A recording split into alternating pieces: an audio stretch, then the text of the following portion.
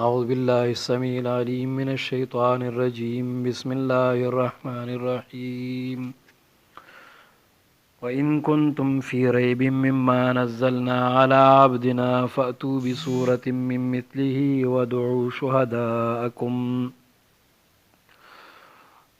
شهداءكم من دون الله إن كنتم صادقين فإن لم تفعلوا ولم تفعلوا فاتقوا النار التي وقودها الناس والحجارة أعدت للكافرين صدق الله العظيم. سورة بقرة یو اول سپارا او د سورة بقری 22 نمبر آیت. ما قبل آیتون مبارکو کی الله جل جلاله خپل بندگانو ته د عبادت ترغیب ورکو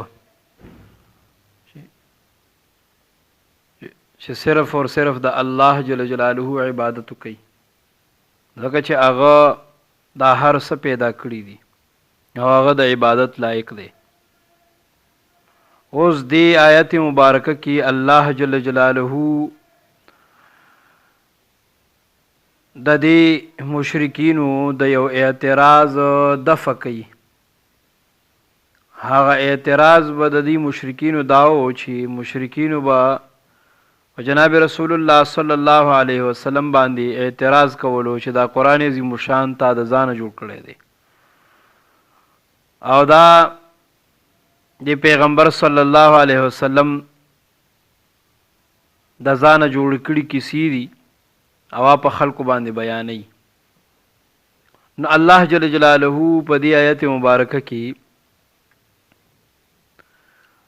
مشرکینو ته چیلنج ورکو، که چېرته تاسو په شک کې یئ او تاسو وایئ چې دا قرآن عظیم شان د الله جل جلاله کتاب نه دی، نو د دې په شانتي یو کتاب تاسو د خپل ځانه جوړ کړئ او رای وړئ. الله جل جلاله دلته کې د کتاب ذکر کړی دی، فاتو بسورت دلته کې د سورت ذکر دی سوري، او د دین علاوه الله جل جلاله د قرآن عظیم شان په نور آیاتونو کې د 10 سورتونو ذکر کړی دی او یو ځکه په یو موقع باندې فاتو بکتاب من عند الله، یو کتاب راوړی چې د کسي کتاب وي د قرآن عظیم شان غوندي لیکل شوی وي. نو وقتن فوقتن دی مشرکین ته چیلنج ورکړی شوی دی.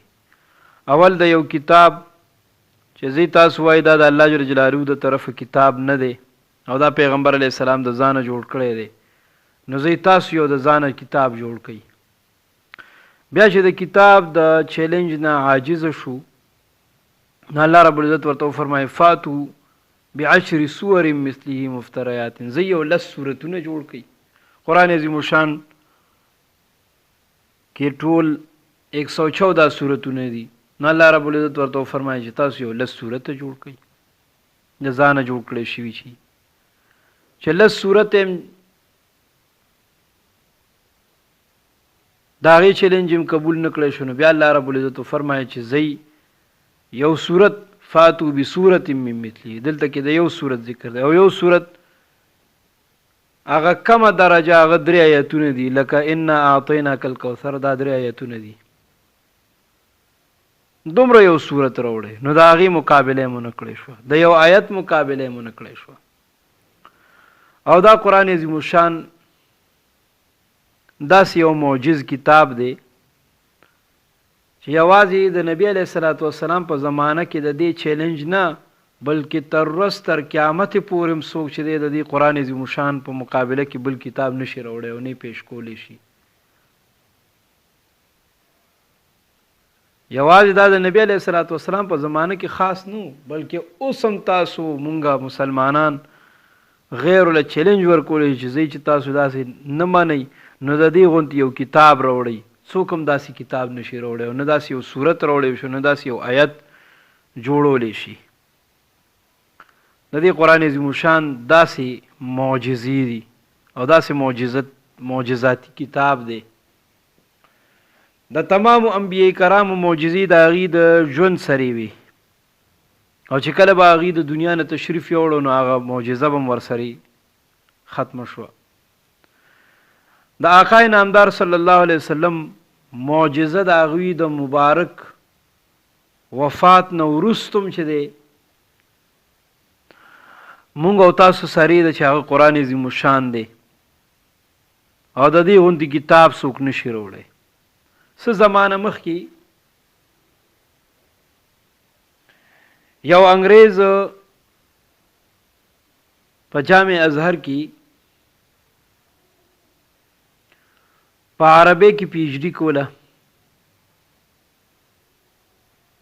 او په عربی کې چې پی ایچ ډي کوله نو څو مسلمانانو ته وی چې تاسو اوس هم په دې مغالطه کوي چې دا قرآن عظیم الشان د الله کتاب دی او دا یو معجز کتاب دی. نو هغې د خپله خبره هغه خپلو کلاس فیلو یا خپل پروفیسر ته وکړه چې دا موږ سره دا یو کس دی انګریز دی چې دی دغه خبره کوي. نو سبا ته چې کلاس ولګېدو نو دی پروفیسر یو ناشنا انداز کې چې دی کس له جواب ورکول غوښتل دی انګریز له. نو دی خپل سټوډنټانو ته وویلي چې تاسو په جهنم باندې لس فکرې ولیکئ. نو هر چا لس فکرې ولیکلي جهنم ډیر ګرم دی او جهنم ډیر لوی دی دا نو څومره کسان چې ټولو لس جملې پیش کی. بیا دا پروفیسر دی خپلو شاګردانو ته وی راځي دا د قرآن عظیم الشان ته پیش کوو چې قرآن عظیم الشان ډیر واضح الفاظ سره بیان کړی د جهنم تعریف او که تاسو زیات بیان کړی دی. نو دا آیات تلاوت کو یوم نقول لجهنم هل امتلأت وتقول هل من مزید. پاو ورځ باندې چې مونږ به جهنم ته ووایو چې ډک شوي نو هغه به وایي جهنم به آواز وکړي چې نه هل من مزید نور شته دی راواچو چې څومره جهنمیان وي اله العالمین راوای شو. نو د دې د فصاحت او د بلاغت ته چې هغه سټوډنټانو او د په خصوصي توګه د انګریز چې د عربی په مقاله کې په عربی زبان کې چې د خپل مقاله لیکله او پی ایچ ډي کوله هغه دومره متاثره شو چې واقعي قرآن عظیم الشان خو ډیر معجز کتاب دی. زمونږ په دې لسو جملې چې د سلګو جملې ته نه جوړې شوې او د دې ټولو خلاصه چې دی قرآن عظیم الشان په یو 2 ټکو کې بیان کړی دی یوم نقول لجهنم هل امتلأت وتقول هل من مزید. نو هغه د دې نه متاثره شو ایمان یې راوړو. نو قرآن عظیم الشان داسې معجز کتاب دی. الله رب العزت چې دی چیلنج ورکړی دی د مشرکینو ته د نن زمانی او تر قیامت پورې چې څومره کفار راځي نو د هغې دغه خلکو ته چې دی چیلنج دی چې راوړئ د دې غوندې کتاب. کله چې قرآن عظیم الشان په بابت کې خلکو اعتراضونه وکړو نو حضرت علی رضی الله تعالی عنہ په خانه کعبه باندې قل هو الله احد الله الصمد دا صورت چې دی ولیکلو او رازوړندې کو چې دی شاعران دی د دې غوندې شعر جوړ کی یا د دې غوندې چې دی ادیبان دی د دې غوندې چې دی لیکلو کی. نو به یو شاعر یو مضبوط شاعر چې دی د عربو هغه صرف دومره لیکل ورته لیکل چې دا د بشر کلام نه دی بلکې دا د خالق کلام دی. نو الله رب العزت فرمایي وَإِن كُنتُمْ کچیرته تاسو فی ریب په شک کې. قرآن عظیم الشان کې تاسو وړاندې ذکر کو په پیلنی آیات کې الله رب العزت فرمایي لا ریب فیه هیڅ شک نشته په دې قرآن کې. او دلته کې الله جل جلاله فرمایي وَإِن كُنتُمْ فی ریب کچیرته تاسو په شک کې. نو دواړو کې بظاهر تضاد غوندې ښکاري الله رب العزت اول فرمایي چې قران کې شک نشته دی او که تاسو په شک کې نو جواب د دینه دا دی چې د الله جل جلاله په نسبانی په قران عظیم شان کې ایس شک نشته، دا غي فصاحت او دا غي بلاغت او دا غي اعجاز دا منلې شوی دی. خو که ستاسو خپل د ذهن شیشي ګندوي او د ذهن هغه کرخم خرابي وي، خپلم ذهن فاسد وي، بیکاره ذهنم وي، نو که تاسو په قرآن کې شک کوئ تاسو نو بیا ځئ راوړئ یو قرآن یو صورت راوړئ یا یو صورت راوړئ مختلفو ځایونو باندې چې دی الله جل جلاله چیلنج ورکړی دی. نو که تاسو په شک کې نو ځئ د دې غوندې یو صورت راوړئ. وان کنتم که چېرته تاسو فی ریب په شک کې مما دا اصلنا نزلنا چې مونږ نازلو علی عبدنا په خپل بنده باندې. نزلنا معنا دا چې تدریجن نازلو، مونږ نازل کړی دا قرآن عظیم شان په آرام آرام سره لګ لګ علی عبدنا په خپل بنده باندې. بنده نه مراد چې دی رسول الله صلی الله علیه وسلم دی. او کلم چې الله جل جلاله د خپلو بندګانانو ناراضي وي یا د خپل د یو بنده ناراضي وي، هغه ته د الله جل جلاله په نسبت باندې غټ خطاب هغه دا ملاویږي د عبدیت. عبد سبحان الذي اسرا بعبده، پاک دی هغه ذات، پاکی ده د هغه ذات د پاره اسرا بعبده چې بوتللی وکړه د خپل بنده باندې. خپل بنده بوتلو په شپه کې د مسجد حرام نه مسجد اقصا ته. نو د الله جل جلاله په نسبت باندې غټ خطاب چې دی هغه د عبدیت دی.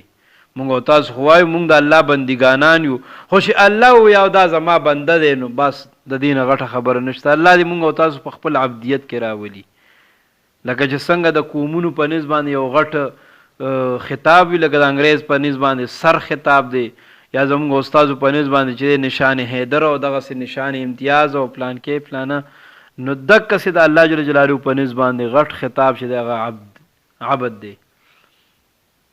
ټول د خپل پلارانو بچي وي، خو پلار چې کله د خپل بچي یاره دا زما بچی دی وي، نو دا دغه بچي د پاره د یو اعزاز خبري.